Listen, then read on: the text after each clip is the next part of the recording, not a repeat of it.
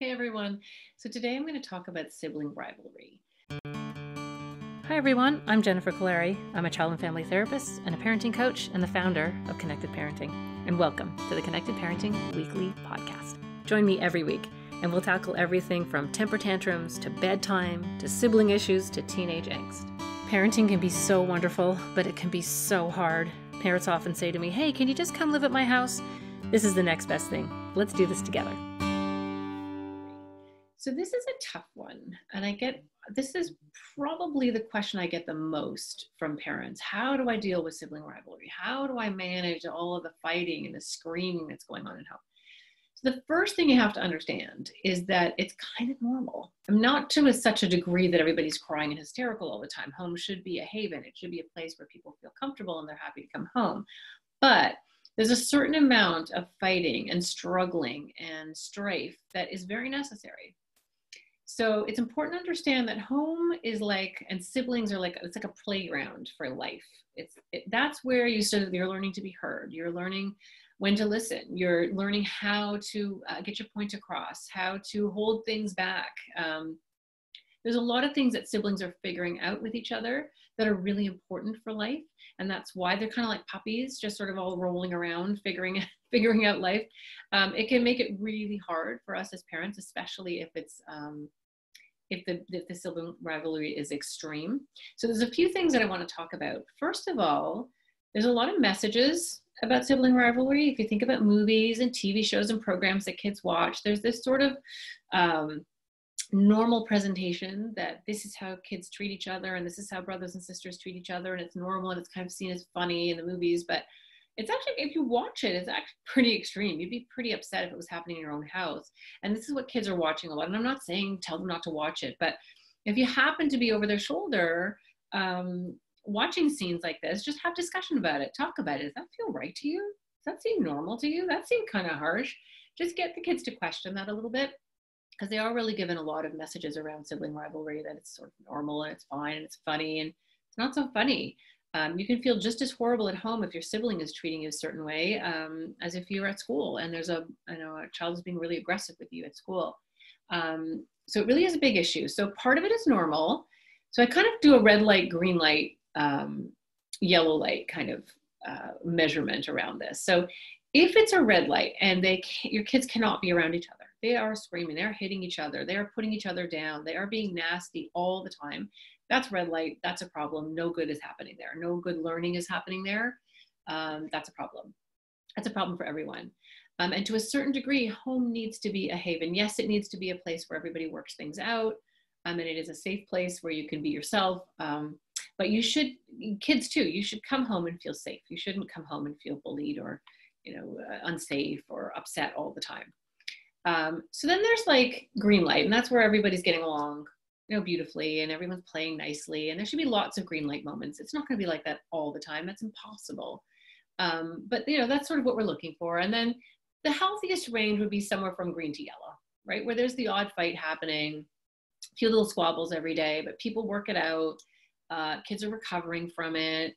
They kind of recuperate and rebound from it. So keep in mind too, that with all of the connected parenting stuff that I've been talking about, the whole program itself, where you're mirroring, you're connecting before correcting, you're using the baby play and the adrenaline play, all of those things happening in the background should really help, so that you should see an improvement between the siblings, right? So when kids are feeling better and they're feeling secure and they're feeling understood and seen and heard, they're going to be less likely to be nasty or unpleasant to their siblings.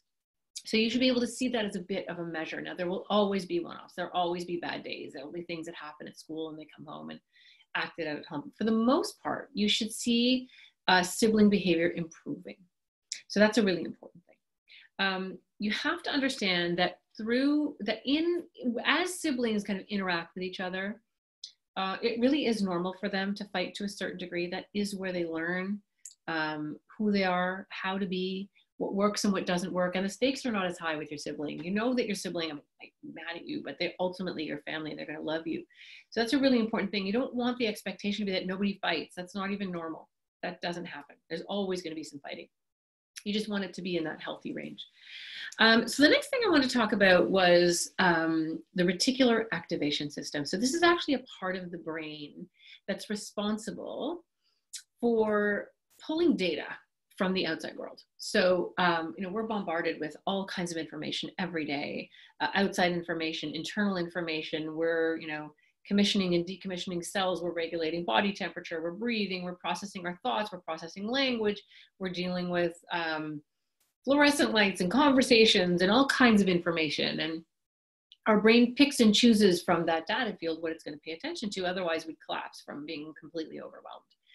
So it's kind of like when you tag things in Google. It's like you'll tag certain things as relevant, as important, as part of your belief system, and something that's very relevant to you. And then your brain will pull those out of the environment. So the best way to explain this is you ask any kid if they think things are fair at home. The majority of kids will say, oh, it's not fair for me. My brother never gets in trouble. My sister never gets in trouble. I'm the only one who gets in trouble.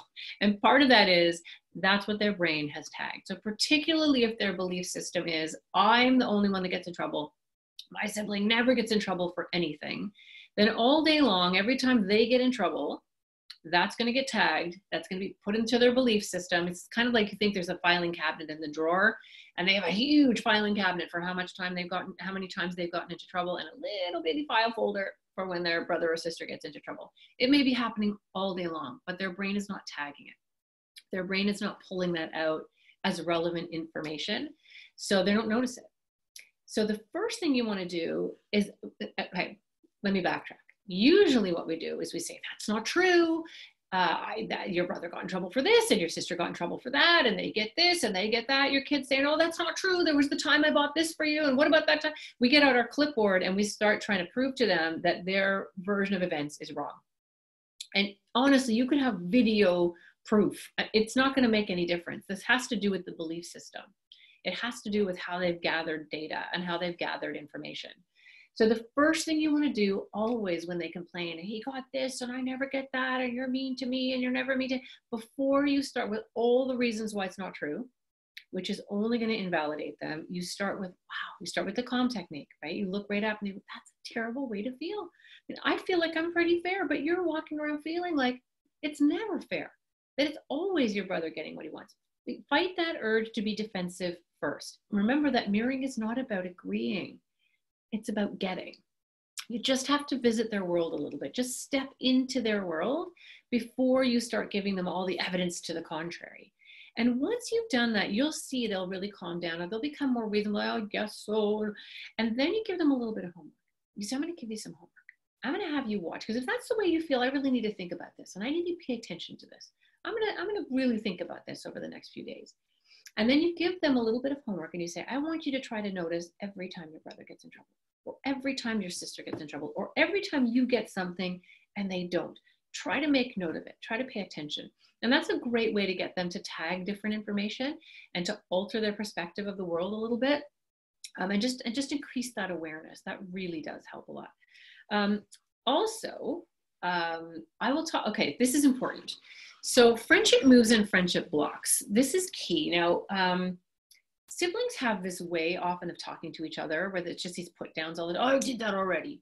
I did that last year. Mine's better. I did that. Like there's a lot of kind of putting each other down and minimizing and just kind of, I don't know, I call it a drop where you just, the sibling comes up and like, look what I did. That's nothing. I already did that. And then there's this drop that the other sibling just feels like, oh, deflated, right? And we really want to protect our kids against that. And it doesn't mean that you can never let them do it. Adversity is in many ways, when it's healthy adversity, it helps them to recover and know that people mean different things at different times. And I don't want people to freak out and think that anytime their sibling is not nice to the other, or anytime one of their children is not nice to the other, it's a huge problem. It's just keep this all in the normal range. But you have a conversation with your kids. You can either do this all together or you can do it one-on-one. And you explain that there are friendship moves and there's friendship blocks. So friendship move is, hey, that's really good. Oh, that's awesome. Oh, I have that too. Oh, that's amazing. It's anytime you're joining, encouraging, complimenting, lifting the other person up. That would be a friendship move. A friendship block is when you're literally blocking friendship. It's like, I've done that already, or that's fine, I'm going first, or that sucks. Anytime they're sort of putting each other down, that's a drop, right? So one is a lift up and one is a drop. And instead of being in the car and, lecturing, and you always do this, and why are you doing this to your brother, and blah, blah, blah, all that stuff, because kids literally just tune us out. You've had a pre-conversation about these friendship moves and these friendship blocks. So you get in the car and you say, hey, I want to hear lots of blocks. Sorry, we'll just fix that. I want to hear lots of moves. I want to hear you guys encouraging each other. I want to hear those moves in a car ride today. And then when there's a block, instead of saying, that really hurt your brother's feelings, and why would you say that? Or no, he was in a perfectly good mood. Why would you do that to him? You say, whoa, that was a block. That was a block. I need to hear some moves to undo that block. It's cleaner language. It's not so loaded. It's a very kind of simple way to address the issues without having a whole huge conversation about it, because you had a whole pre-conversation about what this means. And then you can have them never have your kids individually working towards this, because there'll always be one sibling that gets all the points, but have them together working on as many friendship moves as possible, either in a drive or in an evening, or dividing the day up into blocks. And then together they need to help each other. Because if you guys can do this together, then you can earn something. And it doesn't even have to be a thing. It could be they get to pick what's for dinner, or they can, I don't know, be the adult for an hour, within reason, of course. You can make the reward all kinds of fun things. It doesn't have to be a thing. It doesn't have to be something they had to purchase. It could be a special movie that they want to have on the weekend. Whatever, you can figure that part out. But you have them working together on it. So they're like helping each other. Like, no, don't do that. It moves. So we want them cooperating. If they're individually competing for these points, you know how that's going to go. It's always going to be one kid getting it and the other one not. You want to also remember to be using the technique with both of the kids individually. So when they've had a big blowout, you're going and you're using the calm technique with the one child who you think has been the aggressor, the one who hasn't been nice, remembering that any child who is acting out or doing something unpleasant or unkind, it's because they're in pain. So you connect first. And then you encourage them. I know you're better than that. You're a really good person. That's not the real you. Where did that come from? Tell me about that. Why did you feel like that was the only way you could handle your brother? Where did that come from? So that you're engaging and you're connecting first. And then you lay out the behavior that you expect and the consequences if that behavior continues. And then you can talk to the other child who's been the one who was the recipient of this yucky behavior. And you can mirror to them, because it's not agreeing, it's just getting. You can absolutely go into their world and say, oh, I mean, you were just sitting there minding your own business and he came and did this. It's really about letting your child see that you've felt them, you've heard them, you've seen them in that moment, that you've really connected with them around what that experience was like in that moment. And then you can build them up. But I know you're strong, and I know you've got this, and here's some ways that you can handle your brother. Come in and ask, for help from me. Those are really important things to make sure that you're connecting with both the child who's been unpleasant and the one who's been the recipient of the unpleasantness. Certainly you have to get all over hitting. I talk a lot more about this in my course. I go into tremendous detail about this because hitting is a really big problem, and you certainly don't want to have aggression and anything violent happening in your home. And you want to make sure your kids know that your home is a place where hitting doesn't happen, and there'll be consequences every time. I usually do a you hit, you sit policy. That is much more about making sure that reset is happening every single time. The consistency is actually really important, and that's probably a different podcast. But the most important thing is to be connecting with both of your kids and understanding that this is their experience individually. And as you do this with each other, or as you do this with each child, you're increasing the oxytocin, you're increasing the connection, you're increasing the serotonin, you're flooding the brain and the body with those beautiful chemicals so that they are in less pain. And when they're in less pain, they're going to be nicer to each other.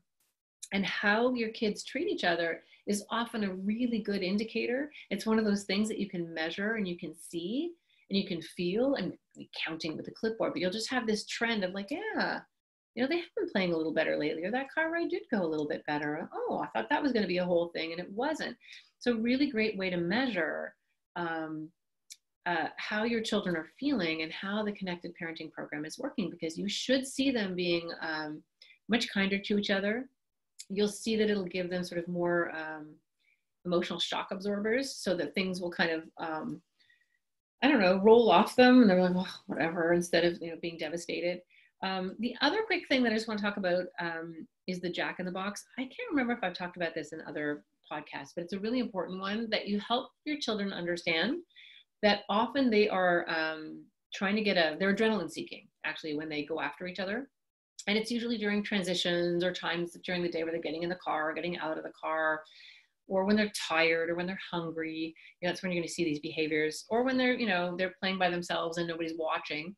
And you sort of tell them that, like a Jack in the Box, when you're turning that handle and you're waiting for the Jack in the Box to pop out. It's fun until the pop out, and then it's not fun. Then everyone's screaming, crying, and upset. But what you want to talk to your kids about is you don't want to be the Jack in the Box. So if you think your sibling is winding you up, the worst thing you can do is jump out of the box. Because when you jump out of the box, it's really fun. They get a blast of adrenaline.